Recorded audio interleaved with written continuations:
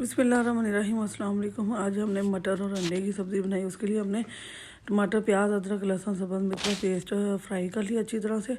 फिर सूरा मिर्च, हल्दी, नमक, अजवाइन, ज़ीरा, काली मिर्च और गरम मसाला, और हमने इसमें खुश्क धनिया पाउडर डाला लास्ट पे, अभी नहीं डाला। हमने इसकी बुनाई कर ली है और बुनाई के बाद हमने इसको ज़बरदस्त सा भुना है और इसके बाद हमने मटर डाल दिए और मटर की बुनाई भी बहुत अच्छी तरह से हमने की। अगर आप टाइम कम लगाना चाहते हैं तो मटर को थोड़ा सा बॉईल कर लें और कम टाइम होगा। थोड़ा पानी डाल के हमने इसको गला लिया अच्छी तरह। फिर हमने बॉईल किए हुए अंडे डाले और इसमें हमने धनिया पत्ती डाली।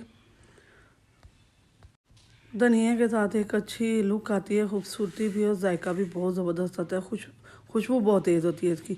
तो माशाल्लाह जी अल्हम्दुलिल्लाह हमारे मटर की सब्ज़ी तैयार है। मटर अंडे की सब्ज़ी इंतहाई लजीज और मज़ेदार थी।